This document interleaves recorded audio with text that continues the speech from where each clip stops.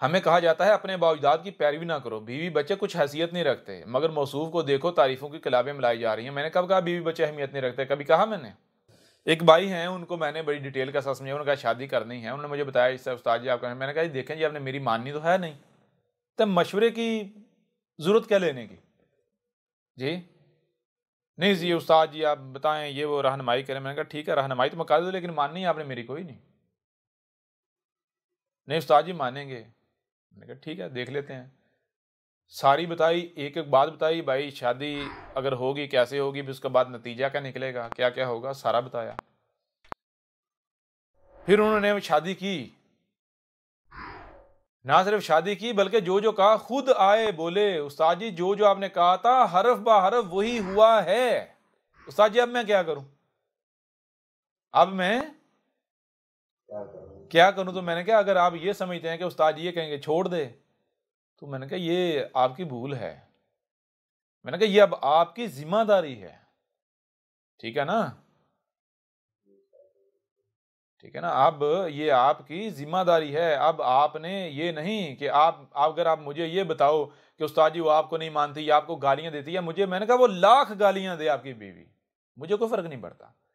मुझे लाख गालियां दे, मैं आपको कभी भी ये नहीं कहूंगा कि आप उसके साथ ज्यादती करो, ठीक है ना? बल्कि मैं आपको यही कहूंगा वो अगर गालियां देती क्यों देती? सारी बात है जैसे बाकी अबौइदाद के पीछे चल रहे हैं वो भी उसी गलतफहमी का शिकार है जी। तो आपने जिस दावे की बुनियाद पर या जिस बुनियाद पर आपने शादी की थी आप उसे पूरा करें। आपको यकीन था ना भाई शादी के बाद जो है वो हक को सुनेगी, देखेगी, मानेगी, बदलेगी। तो अब आप ये कहेंगे नहीं बदलेगी या नहीं मानेगी तो मैं छोड़ दूं, तो ऐसा तो नहीं चलेगा। अब आपने हर लिहाज से यानी यह आपकी जिम्मेदारी है, ठीक है ना? बाकी सारा बताया भाई औरत का मामला क्या होता है, सारा बताया, डिटेल के साथ बताया जी वही है इसमें जी। तो बहरहाल बाद में मानते हैं जी जो भी आपने बात कही, एक एक बात हरफ बा हरफ पूरी हुई। बहरहाल थोड़ा आगे बढ़ते हैं। आगे लिखते हैं,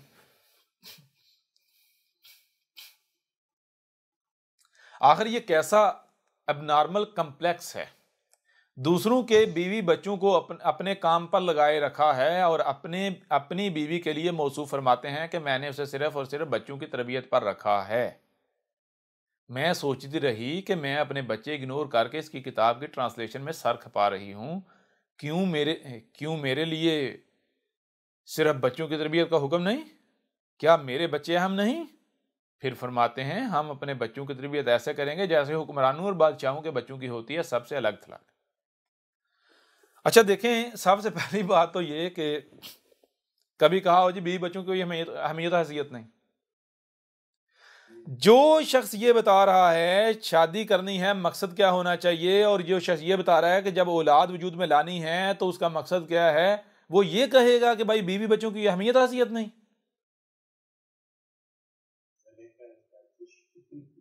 जी बात समझ आ रही है नहीं आ रही?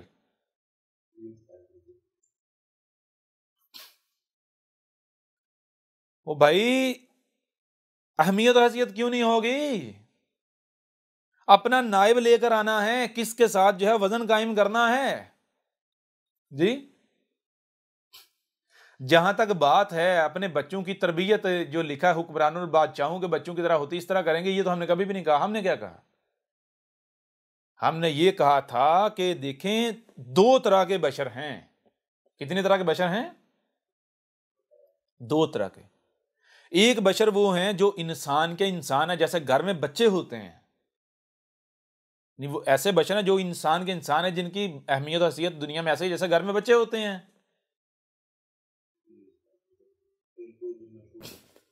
हमने ये बताया था, हमने कहा था कि भाई देखें दो तरह के बशर हैं। एक बशर वो हैं जो इंसान के इंसान हैं, जिनकी अहमियत और हैसियत बिल्कुल ऐसे जैसे घर में बच्चों की अहमियत और हैसियत होती है। बच्चे कोई भी काम करते हैं क्यों करते हैं?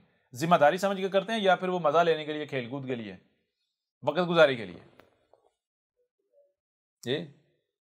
बच्चे जाहिर के पीछे भागते हैं। तो बताया जो इंसान हैं उनका मामला क्या है कि वो अगर शादी करते हैं तो उनको नहीं पता शादी का मकसद क्या है। वो शादी करते हैं ज़ाहिर को देखकर, ज़ाहिर के पीछे पड़ते हैं। जैसे खाने के लिए ज़ाहिर क्या है, जायका, बातिन क्या है, वो अनासर जो जिस्म की जरूरत है,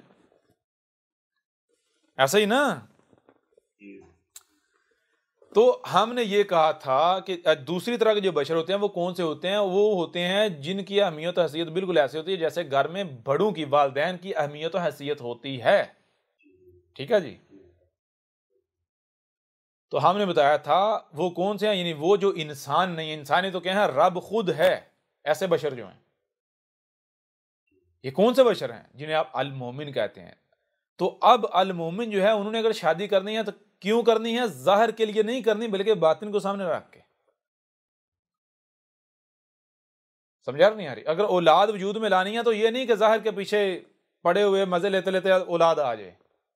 समझ आ रही है नहीं आ रही? बल्कि बकायदा पूरी मनसूबाबंदी के तहत औलाद को लेकर आना है। औलाद क्या? अपने नायब लेकर आना है, अपना किसके साथ वजन कायम करना है? जो गद्दी खाली करके जानी है, उस गद्दी को बाद में वो उन्होंने पुर करना है। तो मेरे प्यारे भाई, मुझे ये बताएं, आप औलाद वजूद में ला के तो दुनिया की तरह औलाद को ऐसे छोड़ देंगे जलील होती रहे और उनकी कोई तरबियत नहीं करनी, वो बस ऐसे बस बड़े होकर जो जी चाहिए करते रहें जी? या फिर उनकी तरबियत ऐसे करनी है कि कल को वो इस जिम्मेदारी को उठाएं।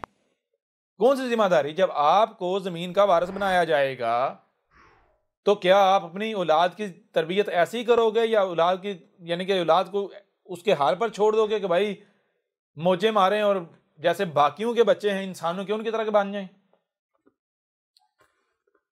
बताएं ना। अब अगर आपको लगता है भाई हुक्मरानों के बच्चों की तरह, तो आप कहते रहो क्यों? आपने इससे मुराद क्या ले लिया? क्योंकि आपने वो दुश्मनी जो करनी थी, तो आपने हुक्मरानों से मुराद मौजूदा हुक्मरान ले लिया, मौजूदा हुक्मरानों के बच्चे ले लिया। बात समझ आ नहीं आ रही जी? जो अय्याशी करते हैं, ऐसा है या नहीं? हमने तो ये बताया है कि इस तरह औलाद वजूद में लानी है, फिर अपनी औलाद की तरबियत कैसी करनी है, इस मकसदो मिशन को सामने रखते हुए उनकी तरबियत करनी है कि कल को वो इस जिम्मेदारी को उठाएं। अगर उनकी इस मकसद के लिए तरबियत, तालीम और तरबियत नहीं करेंगे, उनकी तरबियत नहीं करेंगे, तो कल को सलात ज़ाया कर देंगे। जो आज कुर्बानी दी जा रही है, जो सलात कायम होगी, जो आपको जमीन का वारिस बनाया जाएगा, मालिक बनाया जाएगा, तो वो सलात को ज़ाया कर देंगे। समझ आ रही है नहीं आ रही? तो भाई आपको किसने कहा है कि आप अपने बच्चों की इस तरह की तरबियत करो? आपको कहा है? आपको तो कहा ही नहीं। ये तो जो अल मोमिन है, ये तो उनकी बात है, ये तो अपने वजूद को कहा जा रहा है जी। तभी से वो इसकी तरफ ले लेगा बात, जाहिर है। आगे बढ़ते हैं। मैं पूछती हूं, अगर तुझे हुक्मरानी करनी थी तो तू फितरत का नाम लेकर खड़ा ही क्यों हुआ? अच्छा हुक्मरानी कर। ओ भाई, मुझे आप ये बताएं कि जब जमीन पर रब बशर की सूरत में आया है, तो क्या रब ये कहेगा कि भाई मैं आजिज हूं, मैं मालिक नहीं बनूंगा जी? बताएं ना। और भाई मैं क्यों इंसानों वाली हरकत करूं जी? रब बोल रहा है ना, तो रब मालिक, क्या रब आजिज आ जाएगा? रब मालिक नहीं बनेगा? बार बार शुरू से बताया जा रहा है भाई, अगर तुम में से किसी को लगता है ये मजाक चल रहा है तो नॉर्मल है भाई, आप समझते रहो। यहां एक सवाल पैदा होता है, यहां एक सवाल पैदा होता है। सवाल ये पैदा होता है कि आपने देखा होगा, आप जो हैं अहमद ईसा की एक एक बात को हक तस्लीम करते हैं, लेकिन आपके बरक्स अक्सरियत उनकी है जो कुफ्र कज़ब करने वाले हैं। मिसाल के तौर पर आप अपने घरों में देखें, अपने इर्द गिर्द देखें, ऐसा ही है ना? तो वो क्या कहते हैं, आप जितना इस जिम्मेदारी को या इस दावत को सीरियस लेते हैं, वो उतना ही इसको गैर संजीदा लेते हैं। यानी आप जितना संजीदा लेते हैं वो उतना ही गैर संजीदा लेते हैं, मजाक में उड़ाते हैं। ऐसा ही है। बिल्कुल ऐसे ही। आप जानते हैं वो ऐसा क्यों करते हैं? कभी से नहीं, मालूम वो तो बुनियाद हो गई ना। इसके अलावा एक सतही वजह कह लें, वो क्या है जो नॉर्मल है? नहीं है कोई। नहीं, ये भी नहीं। गौर कीजिएगा, वो वजह ये है मेरे प्यारे भाइयों, मेरी प्यारी बहनों, इंसान जो है ना, इंसान का मामला जानते हैं क्या है? इंसान का मामला ये है कि इसको एक छोटी सी मिसाल से समझ लें। मिसाल के तौर पर ये जितने भी लोग हैं, अगर आप इनमें से किसी को भी कहते हैं कि यानी किसी के यहाँ बच्चा पैदा होता है, आप उसे कहते हैं ये बच्चा बड़ा होगा, ये बच्चा बड़ा होगा, या आप कहते हैं ये बच्चा कल को खुद से खाएगा, खुद से पिएगा, तो क्या कोई आपकी बात का इनकार करेगा? आप कहते हैं ये बच्चा कल को बोलना शुरू कर देगा, क्या कोई आपकी बात को मजाक में उड़ाएगा, मजाक में लेगा, गैर संजीदा लेगा या इनकार करेगा? बिल्कुल नहीं। क्यों इनकार नहीं करेगा? एक्सपीरियंस, तजुर्बा। बिल्कुल, वो इनकार इस वजह से नहीं करेगा क्योंकि वो रोजाना की तादाद में ये होता हुआ देख रहा है। बच्चा पैदा होता है, वो बड़ा होता है, खुद से खाता है, बोलता है, ये सारा कुछ ठीक है। यानी वो मुशाहदा कर रहा है, ये उसके लिए मामूल है, मामूल की बात है, ये उसके लिए मामूल की बात। लेकिन आप ऐसा करें, कोई ऐसी बात जो मामूल में नहीं आती, जो लोगों का मुशाहदा नहीं है, जो लोगों का मुशाहदा नहीं है, लेकिन वो बात ऐसी है कि जो कन्फर्म है, यानी वो हकीकत में एग्जिस्ट करती है, अपना वजूद रखती है, अपना वजूद रखती है। आप लोगों को अगर वो बताएंगे तो वो मानेंगे? नहीं मानेंगे। क्यों नहीं मानेंगे? क्योंकि उनका मुशाहदा नहीं है। बेशक वो हकीकत है। क्यों नहीं मानेंगे? इस वजह से नहीं मानेंगे क्योंकि लोगों का मुशाहदा नहीं है। ठीक है, यानी लोग जो है वो मुशाहदे पर चलते हैं, ना कि इल्म और हिकमा पर। ठीक है जी। यानी मिसाल के तौर पर, जैसे बच्चे की मिसाल दी, आप किसी को भी कहते हैं भाई बच्चा पैदा होता है, आप कहते हैं ये बच्चा बड़ा होगा, तो कोई भी आपकी बात पर हंसेगा नहीं, इनकार नहीं करेगा। लेकिन वहीं पर अगर मिसाल के तौर पर आप कहते हैं कि जो अहमद ईसा है, इसे और इसकी मानने वालों को अभी अजाब आना है, उस अजाब में ना सिर्फ बचा लिया जाएगा बल्कि इसका कुफ्र और कज़ब करने वालों को हलाक कर दिया जाएगा, बल्कि जिनको बचाया जाएगा अहमद ईसा और इसके दावत को मानने वालों को, जो अल-मोमिनीन, उनको बाद में जमीन का वारिस बनाया जाएगा। तो क्या किया जाएगा? इसको मजाक में उड़ा दिया जाएगा। उड़ाया जाएगा या नहीं उड़ाया जाएगा? ऐसा क्यों? ऐसा क्यों किया? ऐसा इसलिए किया जाता है क्योंकि इन लोगों की जिंदगी में कभी ऐसा वाकया हुआ ही नहीं। बात समझ आ रही है नहीं आ रही? इन लोगों की जिंदगियों में ऐसा कोई वाकया हुआ ही नहीं, इनका मुशाहिदा नहीं, इस वजह से ये नई बात समझते हैं और इसे ऐसी बात समझते हैं कि जो एग्जिस्ट ही नहीं करती, जो वजूद ही नहीं रखती। ठीक है जी। हालांकि हकीकत क्या है? हकीकत यह है कि अगर थोड़ा सा गौर किया जाए तो पता चलता है कि भाई जैसे बच्चा पैदा होता है तो वो बड़ा होता है, ये अटल हकीकत है। बिल्कुल इसी तरह इस कायनात में, आसमान ज़मीन में एक काम ऐसा है जिसका होना कदर में हो चुका है, कदर में है, जो तयशुदा है, जो कि होकर रहता है। कब? जब वक्त आता है। बच्चे वाला मामला यह है कि आए रोजाना की तादाद में बच्चे पैदा हो रहे हैं, बढ़ रहे हैं, लेकिन ये जो इवेंट है, ये जो वाकया है, ये रोजाना नहीं होता, ये 1000 साल में जाकर एक बार होता है, यानी ये कई सदियों बाद जाकर होता है। जैसे कीजिएगा, जैसे मिसाल के तौर पर गौर कीजिएगा, आप किसी को कहते हैं कि भाई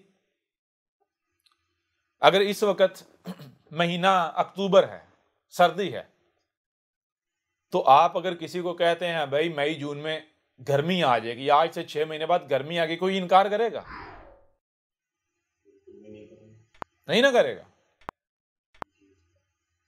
हालांकि गर्मी रात को नहीं आ रही, दूसरे दिन नहीं आ रही, हफ्ते बाद नहीं आ रही, बल्कि कई महीने बाद जाके उसने आना है। क्यों मान लेते हैं? क्योंकि इनका मुशाहदा है। हालांकि इसमें यह नहीं गौर करते कि भाई देखें, बच्चे तो रोजाना पैदा हो रहे हैं, लेकिन मौसम जो है वो एक जो मौसम है वो आता बार बार है, लेकिन काफी अरसे बाद आता है।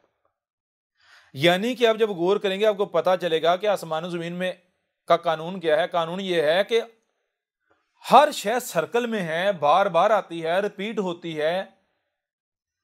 किसी की मुद्दत कम है, किसी की ज्यादा है, कुछ थोड़ी अर्से कुछ जल्दी आ जाती है, अपना सर्कल जल्दी कंप्लीट कर लेती है, कोई शय अपना सर्कल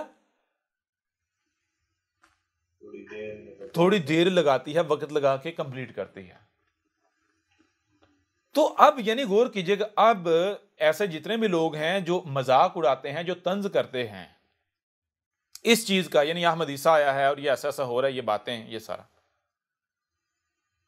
अगर ये अक्लमंद है या इनमें से कोई भी अक्लमंद है, तो इन्हें सबसे पहले ये गौर करना चाहिए कि क्या ये जो इवेंट हो रहा है, ये अहमद ईसा वाला,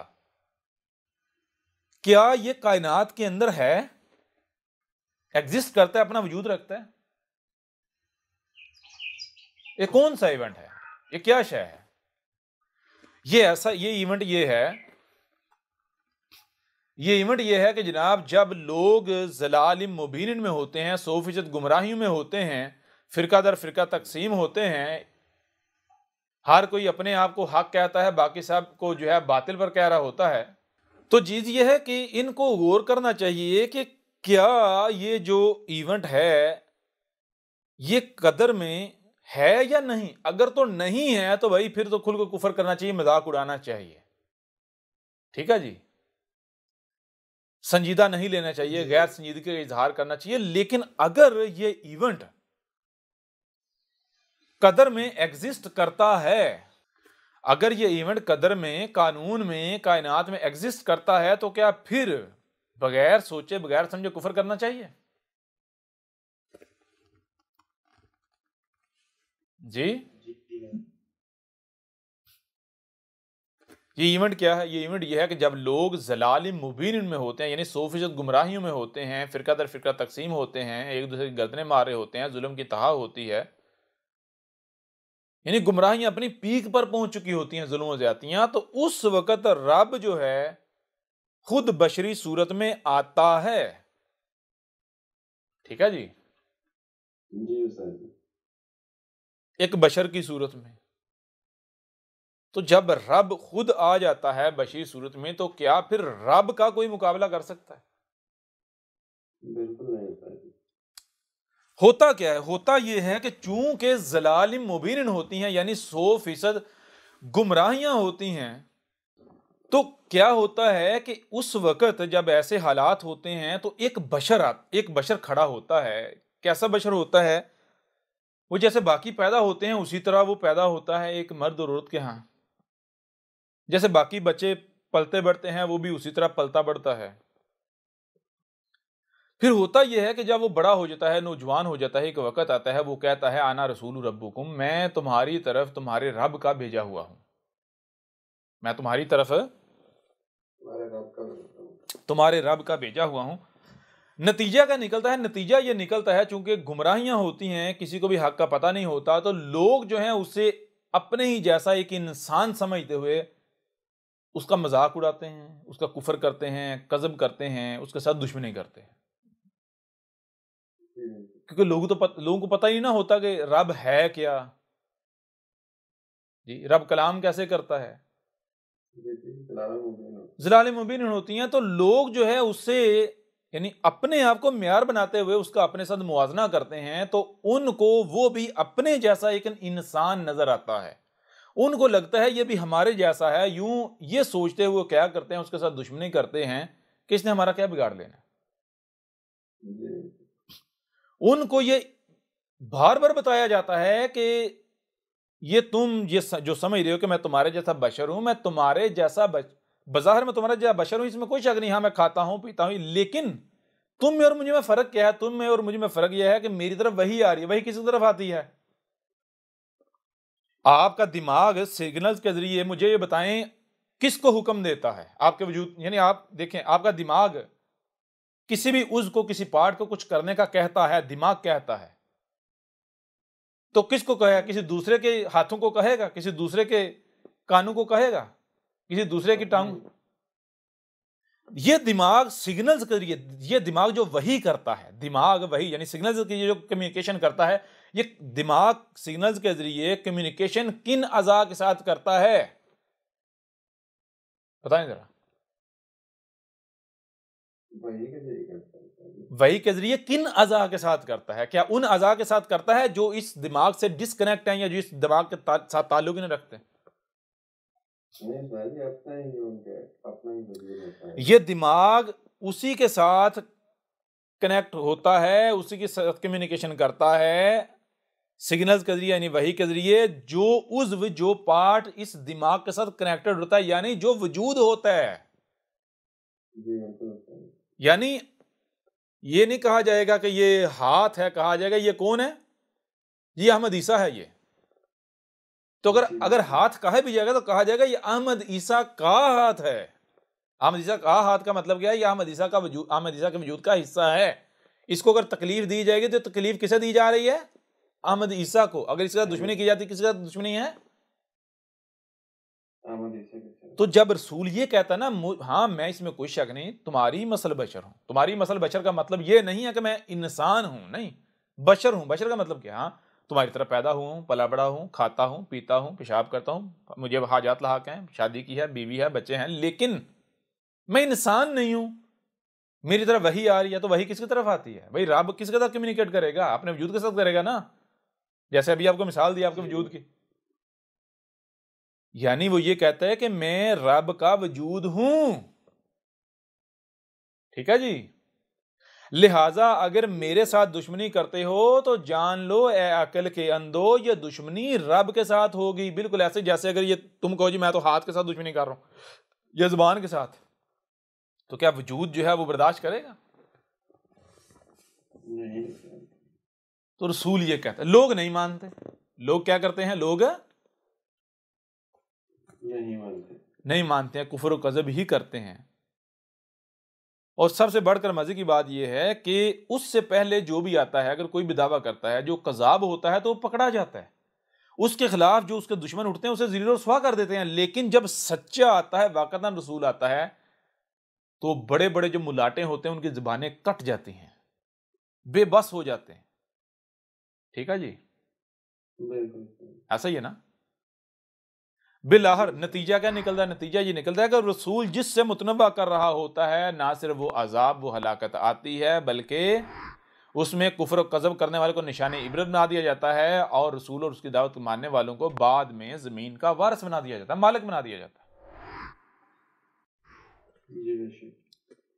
ये इवेंट है, ये वाकया है। तो देखना ये है कि क्या ये पहली दफा इस इवेंट का, इस वाकये का दावेदार उठ खड़ा हुआ है, या फिर कहीं ऐसा तो नहीं कि ये कायनात में एग्जिस्ट करता है, इसका एक सर्कल है, लेकिन इस सर्कल इतना बड़ा है, इतना बड़ा है, यानी बहुत ज्यादा अरसे बाद ये रिपीट होता है, वापस आता है। जैसे मौसम जो है चंद महीनों बाद आ जाता है ना वापस। तो ये जो इवेंट है ये एक साल बाद, 2 या 2, 4, 10 साल बाद या सदी बाद नहीं आता, बल्कि ये कई सदियों बाद आता है। ये इतना बड़ा सर्कल है इसका। ठीक है जी।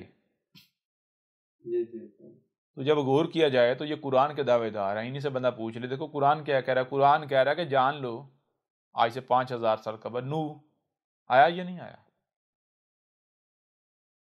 सेम यही जो आज वाकया हो रहा है, ये वाकया हुआ या नहीं हुआ? हूद के वक्त हुआ या नहीं हुआ? साले के वक्त हुआ या नहीं हुआ? जी, शुएब के वक्त, लूत के वक्त, मूसा के वक्त, ईसा इब्ने मरियम के वक्त, या मोहम्मद के वक्त। जी बिल्कुल जब कुरान खुद तस्दीक कर रहा है, खुद गवाही दे रहा है कि जान लो ये इवेंट, ये वाकया, ये हादसा एग्जिस्ट करता है कदर में, लेकिन इसका सर्कल बहुत बड़ा है, ये बहुत यानी सदियों बाद जाकर रिपीट होता है। तो फिर भी अगर कोई कुफर करे, फिर भी अगर कोई गैर संजीदा ले, फिर भी अगर कोई मजाक में उड़ाए, या हक हर लिहाज से वाजे हो जाने के बावजूद भी ऐसी हरकत करे, तो क्या वो सच्चा साबित हो जाएगा या बच जाएगा? नहीं सर, जी बिल्कुल नहीं, बताएं ना जरा। बिल्कुल नहीं सर, इससे कहाँ साबित हो सकता है? या तो चीज ये है भाई, देखें, अगर तो ये मानते हैं कि रब एग्जिस्ट करता है और वो रब ऐसा है जैसा ये कहते हैं, अपना शरीक बर्दाश्त नहीं करता, ऐसा ही है, जी बिल्कुल। तो भाई फिर अहमद ईसा जो कर रहा है उसको तो सामने आ जाना चाहिए था। जी बिल्कुल सर। अब दो ही सूरतें हैं, या तो कोई रब है ही नहीं, दूसरी सूरत यह है कि अगर रब है तो रब कौन सा है? जो ये सामने आया हुआ है, उसी का वजूद है। जी जी जी सर। क्यों भाई, मैं आपसे पूछता हूं, मिसाल के तौर पर गौर कीजिएगा, एक बंदा है, वो कुछ कर रहा है, लोग कहते हैं आप बादशाह हैं, आपको लोग कहते हैं जी आप इसे रोकें, इसे सजा दें, इसे पकड़ें, इसे बांधें, इसे जेल में डालें, आप उसे कुछ नहीं कहते, कुछ नहीं कहते, तो मैं आपसे सवाल करता हूं, आप क्यों नहीं कहेंगे? वो कौन हो सकता है जिसको आप कुछ नहीं कहेंगे?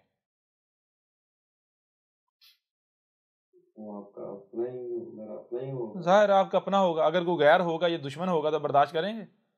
जी, या नहीं किसी को बताने की जरूरत पेश आएगी? नहीं। जी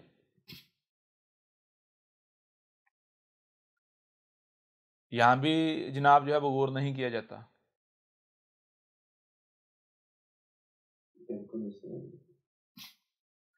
भाई जब कदर में ये इवेंट है, तो फिर भी अगर इसका कोई कुफर करता है, कजब करता है, हाँ ठीक है भाई, कुफर करो, कजब करो, लेकिन पहले इसे गलत साबित तो कर लो ना, पहली बात। दूसरी बात, ये एक और सवाल पैदा होता है, मैं आपसे सवाल करता हूं, आपको, आप इससे पहले देखें, गौर करें कि इससे पहले जितने भी रसूल आए उनके साथ क्या हुआ? क्या जब रसूल आया गया तो उसको हथेली पर उठा लिया गया? जी नहीं हो साथी, कुफ्र कसब किया गया। भाई छोड़े, किसी के ना माने जो कुरान कुरान के दावेदार हैं, कुरान कुरान के रट्टे लगाते हैं, माला जपते हैं, विर्द करते हैं, कुरान से पूछ लेते हैं। कुरान कहता है जितने भी रसूल आए, कोई एक भी रसूल ऐसा नहीं है कि जिसका कुफर कज़ब ना किया गया हो, अक्सरियत ने कुफर कज़ब कर दिया, हर रसूल का।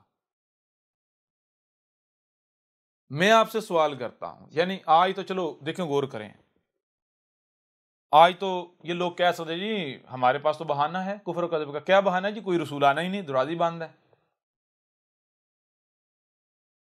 कोई रसूल नहीं क्योंकि दरवाजा बंद है।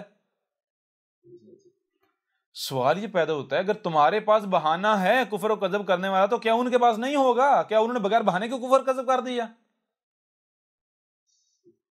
जी सोचने वाली बात है। यही बात है।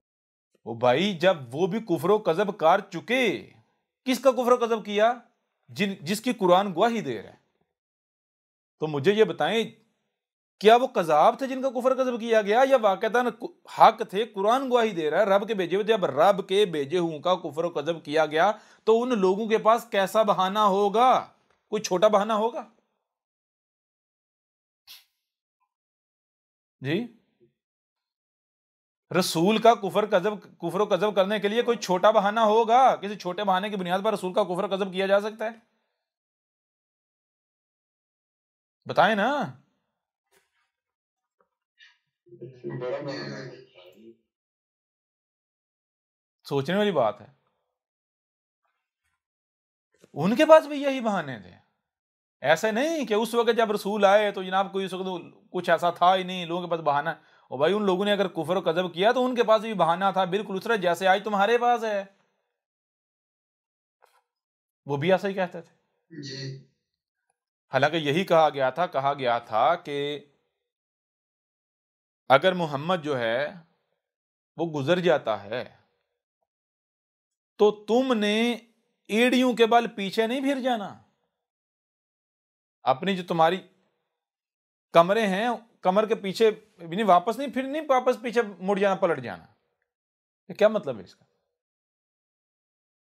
बताया कि जान लो, यानी कि वमा मुहम्मदुन इल्ला रसूल कद खलत मिन क़ब्लिही रसूल, यानी ये बताया जा रहा है कि मोहम्मद नहीं, अगर मोहम्मद है तो क्या है, मोहम्मद तो रसूल है। अगर मोहम्मद गुजर जाता है, जो उसका गुजरना तयशुदा है, तो ये कोई नया काम थोड़ा ही होगा, उससे पहले जितने रसूल आए हर रसूल गुजर गया। बड़ी बात क्या है? बड़ी बात यह है कि तुमने वो नहीं करना जो मोहम्मद से पहले हर रसूल की मौत के यानी गुजर जाने के बाद किया गया, वो नहीं करना।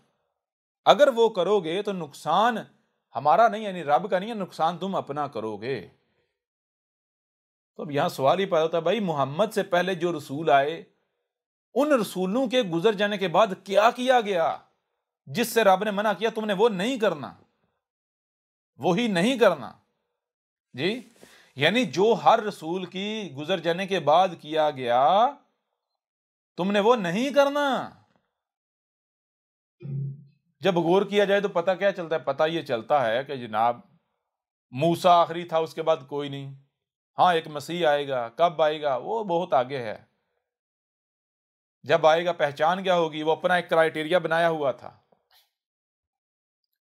मजे की बात यह है, रसूल आ जाता है, मसीह आ जाता है, रसूल आ जाता है, वो अपना क्राइटेरिया लेके बैठे हुए हैं, रसूल उस क्राइटेरिया के ऊपर पूरा नहीं उतरता, कुफ्र कज़ब कर देते हैं जी। और जो क्राइटेरिया है वो ये नहीं कह रहे कि हमने खुद से गढ़ा हुआ है, वो कह रहा नहीं जी ये तो हमें मूसा ने बताया था, हमारे पीछे जो बुजुर्ग हैं, उलमा हैं, बड़े बड़े जो पीछे गुजर चुके उन्होंने बताया था। और चलो ये तो छोड़ें, ये तो खुद मानते हैं ना, बनी इसराइल में जनाब मूसा के बाद नबी आते रहे, मानते हैं ना, नबी आते रहे। बनी इसराइल के पास ईसा इब्ने मरियम की पहचान के लिए या रसूल की पहचान के लिए, मसीह की पहचान के लिए जो क्राइटेरिया था, बनी इसराइल कहते थे ये हमारे नबियों ने हमें दिया हुआ है। किन्होंने दिया हुआ है? नबियों ने, हमारे नबियों ने। ये तो कहते हैं ना हमारे उलमा ने हमें ये बताया भाई ईसा ऐसा होगा वैसा होगा। बनी इसराइल तो ये कहते थे हमारे नबियों ने। तो मुझे ये बताएं, नबियों से मंसूब क्राइटेरिया फेल हो गया जी। नबियों से मंसूब क्राइटेरिया ने रसूल के कुफर कज़ब पर इमादा कर दिया, कुफर कज़ब करवा दिया। यहां तो फिर ये कहते हैं मुल्लाओं का दिया हुआ क्राइटेरिया। तो मुल्लाओं का मुझे बताएं क्राइटेरिया, दिया हुआ क्राइटेरिया नबियों के दिए हुए क्राइटेरिया से मुकाबला कर सकता है? नहीं। गौर करने वाली बात है या नहीं है? बनी इसराइल कहते थे हमारे पास नबियों का दिया हुआ क्राइटेरिया, जो हमारे दिन में नबी आते थे उन्होंने हमें बताया था भाई ऐसा होगा, मसीह ऐसा होगा, ऐसा होगा। और जब मसीह आ गया कुफ्र कज़ब कर दिया। अच्छा, उस वक्त कोई भी नहीं मान रहा, उस वक्त सारे कह रहे हैं हमने कज़ाब को मसलूब किया है, ये कज़ाब है कज़ाब। बाद में जब रब ने गवाही दे दी तब हर कोई मानने पर मजबूर हुआ है। तो कुफ्र कज़ब क्यों किया गया? कुफ्र कज़ब इस वजह से किया गया कि भाई मूसा के बाद कोई नहीं, मूसा आखिरी है। हाँ, वो मसीह आएगा, वो मसीह की पहचान गई है, हमारे पास क्राइटेरिया है। बिल्कुल यही हुआ कब? ईसा इब्ने मरियम के बाद, मोहम्मद के वक्त। ईसा इब्ने मरियम के बाद भी कहा, ईसा इब्ने मरियम के बाद भी कोई नहीं, वो आखिरी था, ये है वो है। बाकी वो जो ईसा इब्ने मरियम ने बिशारत दी हुई है मेरे बाद रसूल आने की, तो वो मसीह आने की, तो वो क्राइटेरिया, ये क्राइटेरिया है, वो जब आएगा हम देखेंगे, इसके ऊपर तोलेंगे, हम पहचान लेंगे।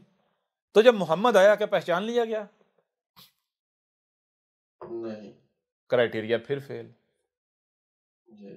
कुरान कह रहा तुमने वो नहीं करना जो हर रसूल की मौत के बाद, उसे गुजर जाने के बाद किया गया जी। क्या किया गया? रसूल के गुजर जाने के बाद एक तो दरवाजा बंद कर लिया, नंबर 2 अपना क्राइटेरिया गढ़ के रख लिया। उस क्राइटेरिया ने मरवा दिया जी। रब क्या कह रहा है, तुमने नहीं करना, मोहम्मद के गुजर जाने के बाद वो करतूत नहीं करना, करोगे नुकसान की जगह अपना करोगे। क्यों अपना करोगे? अपना इसलिए करोगे कि जब रसूल आता है तो कौन होता है? रब खुद आता है। रब जब खुद आता है तो रब को कोई मकन हासिल करने से, मालिक बनने से रोक सकता है? रब का कोई मुकाबला कर सकता है? नहीं, बेशक नहीं कर तो सकता। मुझे ये बताएं, जो रब के साथ जुड़ जाएंगे वो फायदे में रहेंगे, या जो रब के साथ दुश्मनी करेंगे, जो अपनी तरफ रब को दुत्कारेंगे, कजाब कहेंगे, कुफर करेंगे, वो फायदे में रहेंगे? नुकसान किसका होगा, फायदा किसका होगा? रब का नहीं, रब का साथ देने वाले फायदे में रहेंगे और कुफर कुफ्र कदम करने वाले जो है वो नुकसान में। यानी नुकसान किनका? नुकसान अपना।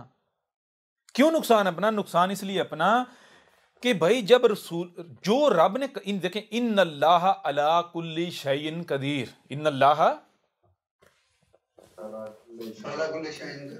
क्या मतलब है इसका? तर्जुमा करते हैं जी, इसमें कुछ नहीं, अल्लाह हर शय पर कादिर है। मतलब क्या रहता है जी? अल्लाह जो चाहे कर सकता है। इन्नल्लाह अला कुल्ली शैइन कदीर का मतलब क्या है? इन्ना, इसमें कुछ शक नहीं, अल्लाह, अल्लाह था, अला पर, कुल्ली शैइन, तमाम की तमाम अशिया पर, जितनी भी हर शय पर। कौन सी शय पर? अल्लाह है। कदीर, जो कदर में कर दिया हुआ है, जो भी कदर में कर दिया हुआ है उसके ऊपर अल्लाह है। मतलब क्या? मतलब यह है कि जो होना रब ने कदर में, अल्लाह ने कदर में कर दिया है, जब उसके होने का वक्त आ जाए तो उसे होने से दुनिया की कोई ताकत नहीं रोक सकती। क्यों? क्योंकि उसके ऊपर अल्लाह है। जी सर जी। तो ये बताया भाई, अगर तुम मोहम्मद के गुजर जाने के बाद वही करते हो जो मोहम्मद से पहले हर रसूल के गुजर जाने के बाद किया गया, तो नुकसान तुम अपना करोगे। क्यों नुकसान अपना करोगे? क्योंकि रब के काम में कोई चाह कर भी रुकावट नहीं पैदा कर सकता। रब ने जब आना है रसूल की सूरत में, तो तुम अगर कुफर करोगे, कजब करोगे, रब के साथ दुश्मनी करोगे, अहमद के साथ दुश्मनी करोगे, तो तुम क्या रब से मुकाबला कर कर रब को आजिज कर दोगे? जी सर जी। ओके, बात समझ आ रहे हैं यार? यानी जब अहमद ईसा आ गया है, रब का भेजा हुआ आ गया है, तो इसने तो भाई ये जिस मकसद की है, ये मकसद होकर रहना है। ये होकर रहना है। इस काम के ऊपर, इस इवेंट के ऊपर, अहमद ईसा के ऊपर रब खुद है, तो रब का को मुकाबला कर सकता है। जिस काम के ऊपर रब है उसको होने से कोई रोक सकता है? इसने तो होना ही होना है। तो अब जब इसने होना ही होना है, तो फिर जो कुफर और कज़ब करने वाले हैं किसका नुकसान करेंगे? अपना नुकसान। जिल्ल और स्वाह होंगे, बाद में अजाब मुहीन का शिकार होंगे, घुटनों के नीचे रखा जाएगा इनको। जी, आज तो ये हराम के बच्चे पैदा कर रहे हैं ना, पूरी दुनिया भरी हुई है, तो बाद में ये बच्चे भी पैदा नहीं कर पाएंगे। हमने तो उस वक्त बच्चा जो है वो रियासत की इजाजत के बगैर बच्चा पैदा कर ही नहीं सकेगा कोई। पहले मियाँ बीवी सयाम करेंगे, वो अपने आप को प्रूव करेंगे कि बच्चा लाने के वो अहल हैं। किसी ऐसे मर्द औरत को बच्चा लाने की इजाजत नहीं दी जाएगी कि जो खबीस हूं, जिससे बच्चा जो है ऐबदार पैदा हो। समझ आ रही है नहीं आ रही? वरना उनको डंडे पड़ेंगे। वो जो बच्चा वजूद में आएगा तो उसकी फिर उसी तरह से तरबियत होगी, उसको कोई ज़हनी गुलाम नहीं बनाया जाएगा। जी, जिस मकसद के लिए वजूद में लाया गया उसी मकसद के लिए उसकी तरबियत की जाएगी। और जो इंसान होंगे तो वो क्या इस तरह बच्चे वजूद में ला सकेंगे? जी हम सजा ही ऐसी रखेंगे, कोई बच्चा वजूद में लाने से पहले 36 बार सोचेगा। ठीक है ना जी? तो बड़ी मीठी से सजा देंगे, लेकिन बच्चा वही वजूद में ला सकेगा जो, यानी रब का, यानी रब मालिक है ना, मालिक यौमिद्दीन। तो फिर ये सब के इंसान जो है ये बेख्तियार हो जाएंगे। करें, अपनी मर्जी करके दिखाएं, कैसे करते हैं पता चल जाएगा। अच्छा ये देखें, ये बात कही गई कुरान में हर लिहाज से, हर पहलू से, और फिर मज़े की बात यह है कि चलो कुरान में तो आयत की सूरत में है, कुरान में आयत की सूरत में। सवाल ये पैदा होता है कि क्या आज ये सारे का सारा इल्म नहीं दिया जा रहा, ये आयत को बयान नहीं किया जा रहा है, खोल खोल कर वाजे नहीं किया जा रहा? किया जा रहा है उसका भी। फिर या तो ये है भाई जो बंदा यानी जो अहमद ईसा जो बात कर रहा है ये गलत है, तो फिर तो ठीक है जी, इनकार करना चाहिए। लेकिन चीज यह है कि पूरा जोर लगा देने के बावजूद भी अगर कोई गलत साबित नहीं कर सकता, आजिज आ जाता है, तो फिर आजिज किसके सामने आया जाता है? रब के सामने उस्ताद जी। हक के सामने, रब के सामने। जी जी बेशक, बिल्कुल वाजे हो रहा है, अभी भी नहीं हो रहा? बिल्कुल उस्ताद जी, वाज़ेह हो रहा है। ओ भाई, आपके जबान से अहमद ईसा को कजाब कहने से अहमद ईसा कजाब साबित नहीं हो जाएगा। हर शय से उसका जोड़ा है। अब अगर कोई बात आप जबान से करते हैं तो जबान से की हुई बात उस वक़्त तक बेवजन है, महज मुंह से खारिज की हुई हवा है, जब तक कि आपके मुंह से निकाले हुए उगले हुए अल्फाज हकीकत में अपना वजूद नहीं रखते। ठीक है जी। जी उस्ताद जी, बिल्कुल। अगर आप अहमद ईसा को कज़ाब कहते हो, झूठा कहते हो, मकार कहते हो, कोई भी इल्ज़ाम लगाते हो, कोई भी तोहमत लगाते हो, कोई भी बहतान बांधते हो, और आप उस पर सबूत पेश नहीं करते, यानी उससे सच्चा साबित नहीं करते अपनी बात को, तो आपकी जो बात है ये महज हवा है, इसके में कोई वजन नहीं है।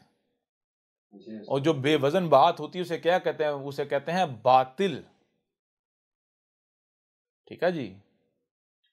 जी उस्ताद जी। कज़ब, झूठ, कड़ल, बहुत जाहिर है। तो ये करना कोई मुश्किल है? ये तो एक तोता ला के रखें तो 2 दिन उसके सामने यानी कजाब कजाब कहें, तीसरे दिन वो कजाब कजाब कहना शुरू हो जाएगा। जी ऐसे ही उस्ताद जी। समझ आ रही नहीं आ रही? जी जी। ये तो फिर तोता ही साबित हुए ना। जैसे कोई बंदा तोता ला के पिंजरे में रखता है और उसको कहता मियाँ मिठू बोलो चूरी खानी है जी, वो दूसरे दिन तीसरे दिन या कुछ दिन बाद तोता जाओ रट्टे लगाना शुरू करता है, मियाँ मिठू चूरी खानी है, मियाँ मिठू चूरी खानी है। बिल्कुल इसी तरह मौलवियों ने अपनी आवाम को, मुसलमानों को तोते समझते हुए जी, एक तो इनके गलों में पट्टे डाले हुए हैं, इनको बंद किया पिंजरे में, दूसरा इनके मुंह में अपने अल्फाज डाले, बोलो मियाँ मिठू बोलो अहमद ईसा कज़ाब, मियाँ मिठू बोलो अहमद ईसा कज़ाब, और आगे से मियाँ मिठू जितने हैं सारे बोले अहमद ईसा कज़ाब, अहमद ईसा कज़ाब, अहमद ईसा कज़ाब। जी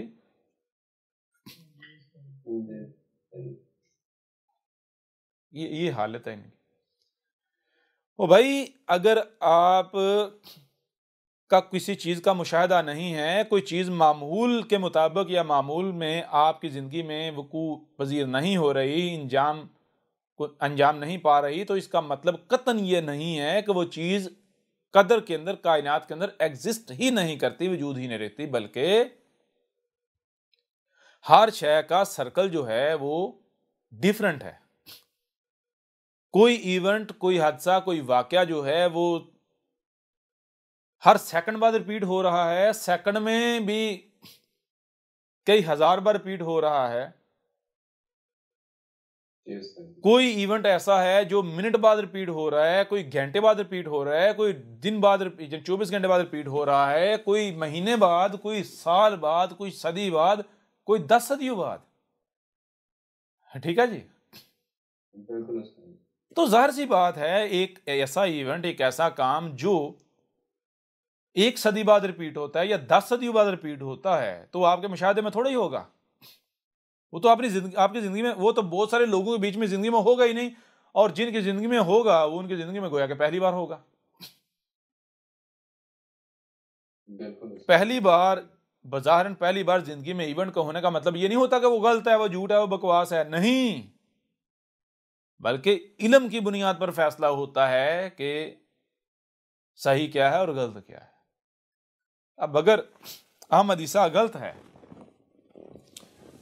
ऐसा इवेंट नहीं होता तो तारीख में होना ही नहीं चाहिए, कायनात में कदर में होना ही नहीं चाहिए। लेकिन जब कुरान को उठा के दे तो कुरान तो चीख चीख के कह रहा, गवाही दे रहा, भाई ये इवेंट एग्जिस्ट करता है कदर के अंदर, लेकिन ये इसका सर्कल काफी बड़ा है, बहुत यानी सदियों बाद आता है, रिपीट होता है। दूसरी बात यह है कि हैरानकुन तौर पर एक तरफ कुरान को रखें जहां नूह का जिक्र है, फिर जहां हूद का जिक्र है, जहां साले का जिक्र है, जहां शुएब का जिक्र है, जहां लूत का जिक्र है, इब्राहिम का जिक्र है, मूसा का जिक्र है, ईसा इब्न मरियम का जिक्र है, आपको पता चलेगा भाई अगर उन सब का जो जिक्र किया गया है, अगर उसको एक जगह पर इकट्ठा किया जाए और फिर उसकी रोशनी में देखा जाए तो पता चलेगा गोया कि ये तो आज का जिक्र है, ये अहमद ईसा का जिक्र है उन 6-7 रसूलों की मसनू से इस कुरान में बयान कर दिया गया है। जी अहमद ईसा कौन है? क्या आप अहमद ईसा को जानते हैं? अहमद ईसा वो है जिसने उन बातों पर से पर्दा उठाया है जिस पर आज हर कोई इख्तलाफ कर रहा है। हक और बातिल की पहचान अब इंतहाई आसान। आज ही अल किताब को डाउनलोड करें। मजीद वीडियोस के लिए अहमद ईसा के YouTube चैनल को विजिट करें और चैनल को सब्सक्राइब करना मत भूलिएगा।